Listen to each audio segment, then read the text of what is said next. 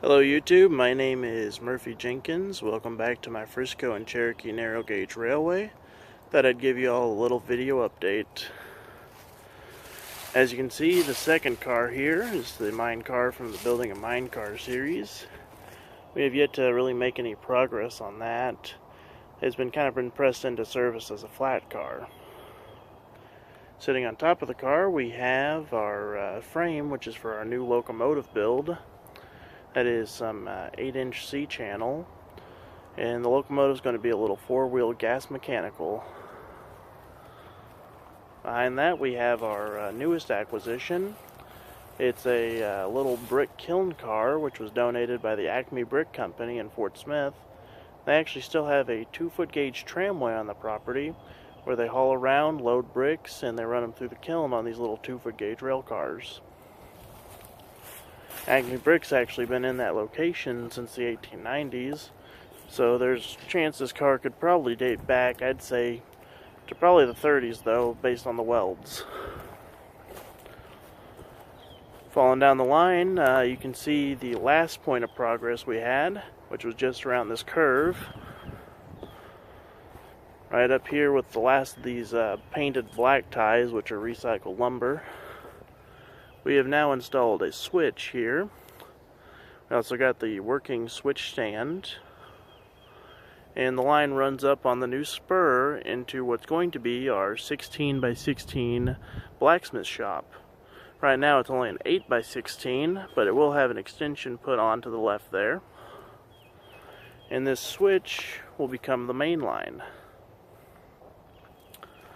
We hope to extend the main line out, maybe put a spur out to this burn barrel. That we're still deciding on that. Then we also plan to put in the curve, which will turn and then run straight toward that fence, and then it will curve again, sweeping to the left, which will hopefully run back into that gray building, which is actually going to be our main shop when we get it done. It's a former fire station, and it's a 3-stall building. We hope to have all 3 stalls with track and maybe a turntable if we get ambitious. Also like to take some time to remind you all about our building an ore cart contest. Contest ends on Memorial Day, and you can find more information on our Facebook group, which I'll include in the link. Over here you can see we've been acquiring scrap metal and whatnot. This here will be the tank for the new locomotive build. It's actually got a neat personal connection.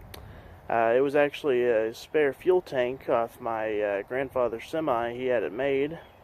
I acquired it so I can reuse it in the locomotive.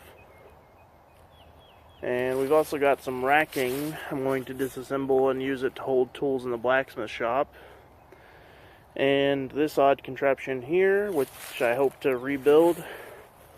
I'm going to put a pan in here, use it as a small little rivet forge. Back over here by the switch, you can see we finally put a crossbuck up. There will be a grade crossing here. It'll come just in right behind the switch here, and it will allow our lawnmowers to cross both tracks once we have them in.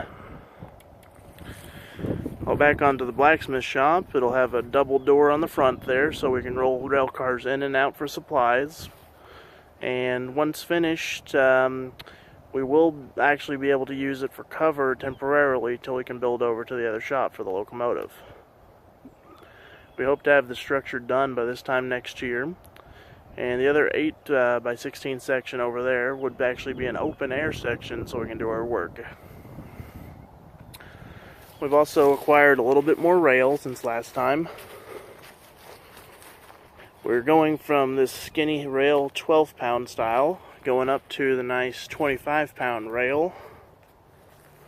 We're hoping to find a little bit of 16-pound rail to ease the transition first though. We have a lot more of this 20-pound rail and 25-pound rail tucked in between the rails there. Also on order, we have about 50 ties. We got to go pick them up soon. Here's been our little update. Please do join our 1-to-1 scale backyard railroad group.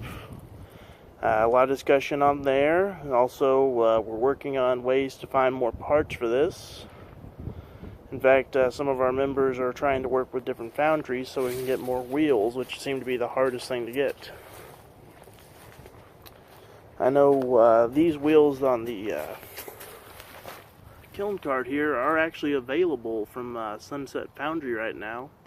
They're about $280 plus shipping. Of course, these here are the originals. Although I may have to replace one wheel though, because it's got a slight little crack in it. But I may be able to get by with just JB welding it. Thank you all for watching.